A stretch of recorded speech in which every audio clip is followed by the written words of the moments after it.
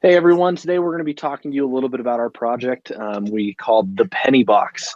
This was a box that we built specifically for a garden plant and to hold the soil and keep it at waist level to make it really easy and ergonomic on those planting in it. This garden box was built to be movable. It was built to fit into a specific space for our sponsor, here as you can see by her garage. And it was also built to be to last for up to 5 seasons, which took some planning. Um, if you notice here that we spent quite a bit of time on design of the box. We did this so that we could be sure that things were organized correctly as we needed, so that when we got together to build the box, that it would go smoothly. We tried many different designs, and we landed on this one because of the ease of use. Throughout the project, we worked really well as a team. We used several different tools to communicate and collaborate. Specifically, we used Slack, which is a team communication tool, Asana as a project management tool, and we used all sorts of Google web apps to handle the documentation and things like that.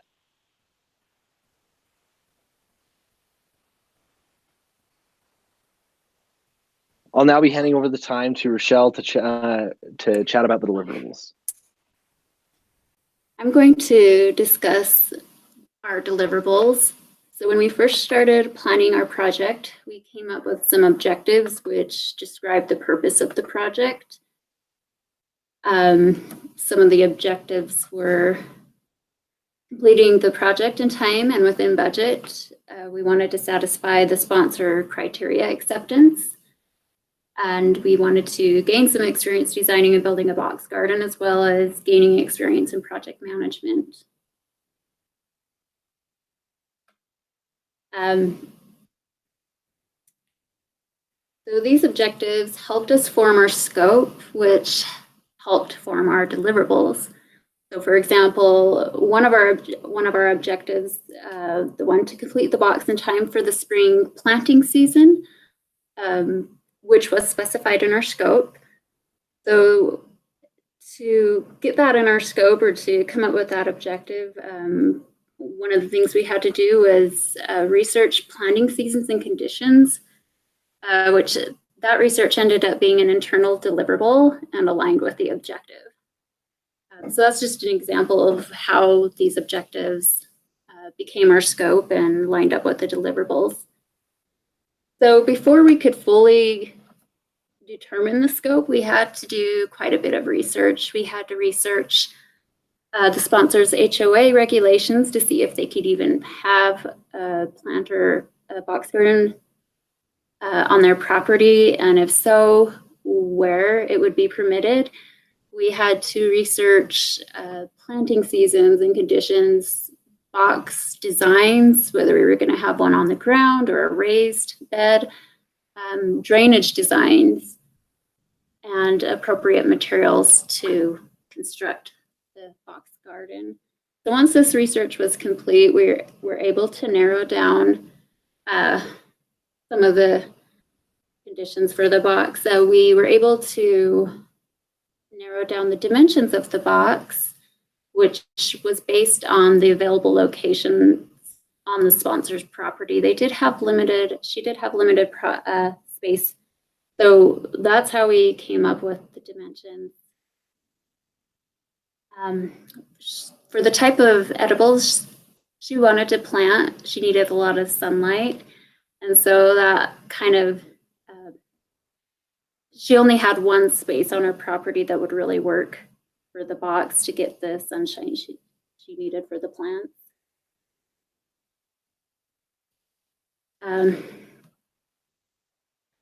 So how did our original scope compare with our actual outputs?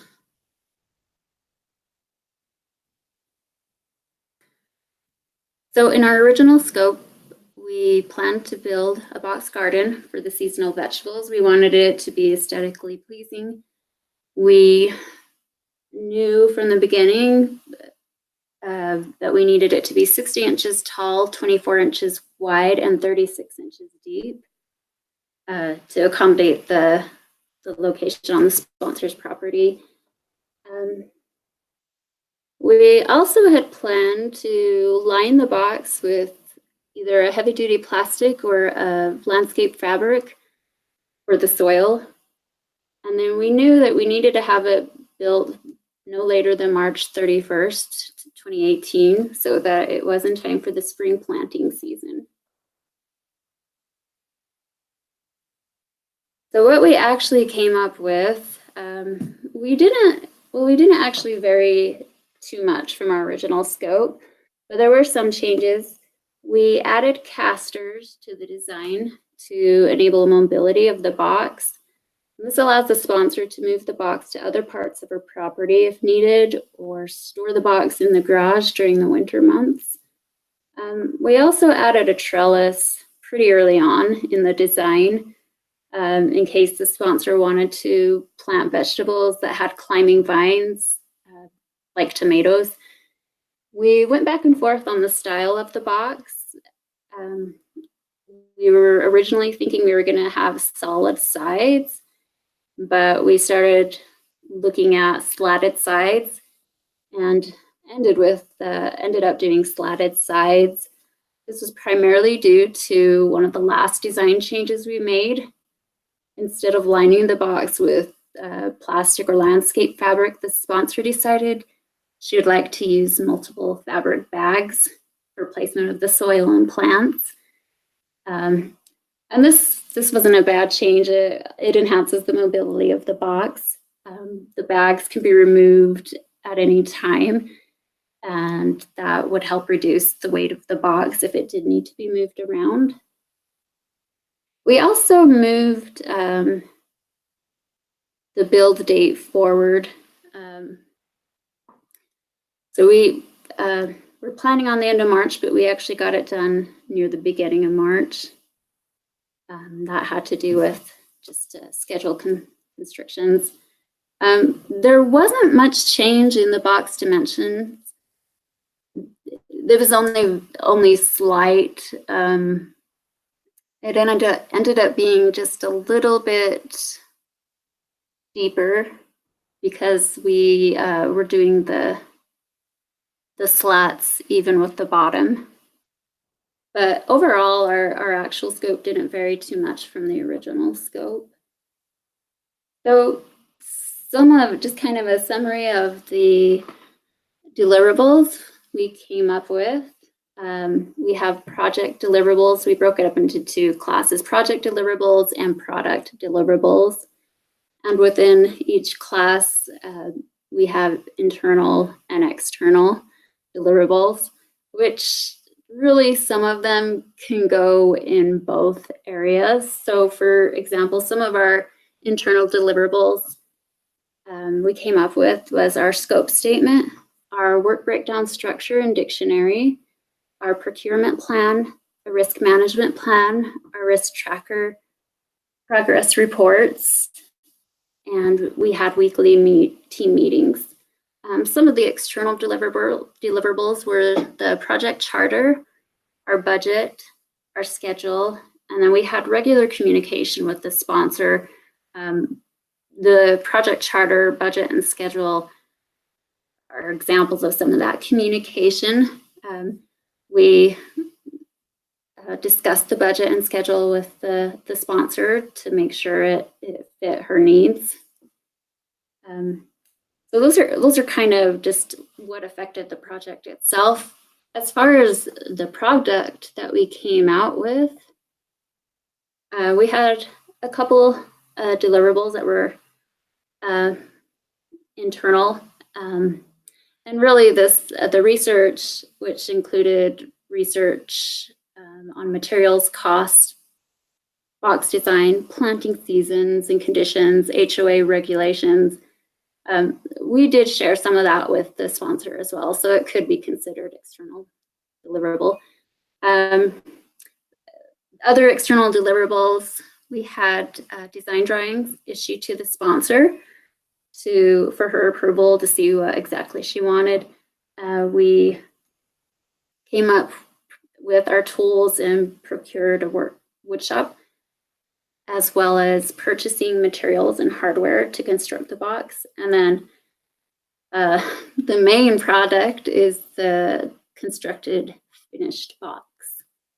So those were some of our deliverables and just an overview on what our original versus actual scope.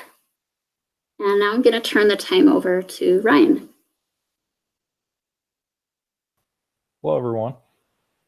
So here are the main highlights of the Penny Box budget. We completed the project on time and under the maximum budget, which included the reserve limit of an additional $180. The increase in labor expense that we incurred during the build process was a major contributor to the use of our reserve funds. We initially thought the build would take about 1 hour with 6 people helping, because we figured all procurement would already be complete and the plans on how to build the box would be outlined. So we'd just be required to follow the plans and build it. But in practice, it didn't exactly turn out that way, and we incurred a bit of additional labor costs. One of the items that contributed the most was we made a decision to use reclaimed lumber. This lumber came from different types of pallets. And so what happened was we underestimated the amount of time it would take to actually disassemble the pallets. What we found was that there was an excessive amount of staples and nails, and that turned out to be quite time consuming to remove all of those. For monitoring and controlling of the project, we planned on having one dedicated person to provide oversight, but we actually ended up utilizing this person during the build process to recoup some of the additional labor hours. So reusing the wood saves on our natural resources, which is great. And it actually reduced our materials budget by 25%, but it did end up incurring an additional $120 in labor costs for the project. So here's a breakdown of the estimated labor hours versus actual labor hours for each WBS item. The majority of the WBS items were actually estimated correctly and came in right on budget. Some of the WBS items that differed significantly from the estimate to the actual were Project Report 1 and 2 Final Draft, which were both underestimated, resulting in an increase in $100 of labor. And the reason why that happened was we had assumed that the rough draft would contain the majority of the information needed to complete the progress reports. But after receiving feedback from the professor, our reports actually required quite a bit more modification than we expected, resulting in the additional labor costs for these reports. There were actually some WBS items which reduced costs from the estimate. Some of those items include the site visit, the final design, construction materials, and construction oversight. We initially thought the entire group should be included in the site visit, but decided to reduce costs by having Chad complete the site visit and report back with the results. We just used Slack. So he went to the site, took photos, reported back on sunlight and the angle of each location. So we could choose the best box design to meet the stakeholder needs within the location constraints. The construction materials budget, that was another WBS item which was reduced, and that was done by using the reclaimed lumber, which I talked about earlier. So this only required us to purchase the fasteners and casters and a few 2x4s to build the project. We also reduced costs during the construction phase by using Rochelle's brother's wood shop, which he so generously let us use all of his equipment. So we didn't actually have to rent or purchase any tools. So in summary, we went over budget mainly due to the increased labor costs associated with breaking down pallets and removing nails and staples. But through the development of the risk register, we had planned for some of these risks and additional costs, and they were covered by our contingency funds, which were set aside as reserves.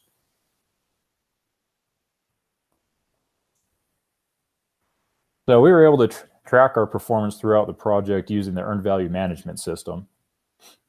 So as shown in the chart, we stayed right on target up until week 7. So week 7 is when we moved up the build date, which was due to scheduling conflicts between group members. One of the benefits to using the EVMS is access to easily understood indexes.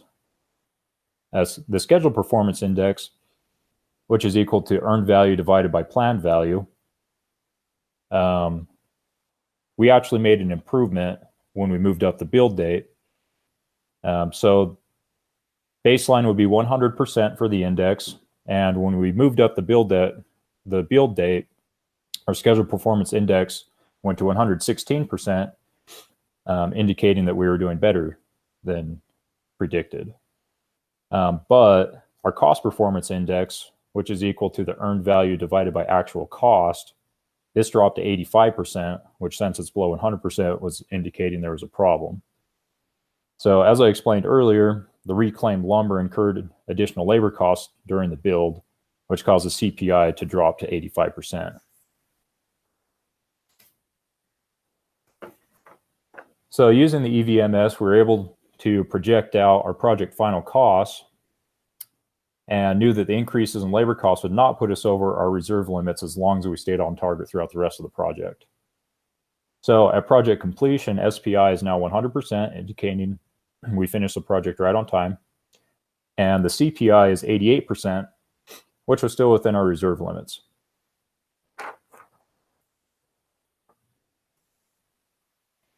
So now that the project is complete, we can easily categorize the risk items that we developed with the risk register and take a look at what turned out to be the most and least significant risks in relation to how they affected the project. One of the least significant risk items was price of supplies. And the reason why this turned out to be least significant is because we didn't have to purchase very many supplies due to using the reclaimed lumber. So this caused the materials to be a small portion of the overall budget. So even if the cost of supplies increased significantly due to price inflation, it would still be of minor impact to the project overall. Item number R10, inexperience of engineering, turned out to be actually quite significant because there were several items that had to be addressed on site during the build process, including the redesign of the trellis. And this was really due to inadequate build plans. Another issue we had was we accidentally built two of the left side of the box, which we had to disassemble and reassemble correctly, which added some additional labor time to the build as well. Lumber quality, this turned out to be a big risk, or quite a significant risk, as it was a big issue during the build. So we barely had enough usable lumber from the pallets that we broke down.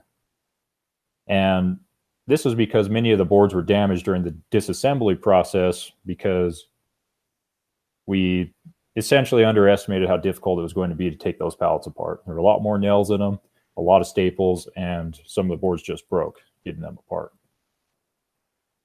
Now, there are a couple of risk items that turned out to be non-issues, such as inadequate safety equipment and work area hazards. And this is thanks to Rochelle scheduling time in her brother's wood shop for us, where we had all the safety equipment was available to us, and the shop was professional and free from some of the hazards we outlined in the risk register, such as trip hazards. So now I'm going to turn the time over to Tate. He's going to go over the schedule baseline versus the actual. All right, so I'm going to be talking to you about our schedule. It was a little bit harder to do for us because we do have 6 people with 6 very different schedules between full-time school, full-time work, or even both, and as well as fitting in time to see our family and balance our social lives and personal lives of stuff we have going on. But we did manage to make it work, as most people do in project management, and we were able to complete the project on time. So according to the Gantt chart, we were able to complete the build a little bit out of schedule, but that is because, as Ryan mentioned, we did have to move up the build date 2 weeks to fit it so that everyone could be there to participate in the build, and so that way we did not run into any complications. But other than that, we did not deviate from the original plan as much as I would have thought we would have at the beginning. If you look at the Gantt chart, our original is in yellow and our actual, including our deviation, is in blue, and the only thing that was really deviated was the build date, which actually led us to being able to be ready for planting season about 2-3 weeks earlier than we anticipated to be better prepared for it. So now I'll be handing it over to Chad to talk about the success criteria. So our our team, we feel that this project has been a great success. And as you can see, that this is just a snapshot of our project scope, the success criteria, which is that the box needs to be made to the correct size and specifications, which is 60 inches tall, 24 inches wide, and 36 inches deep.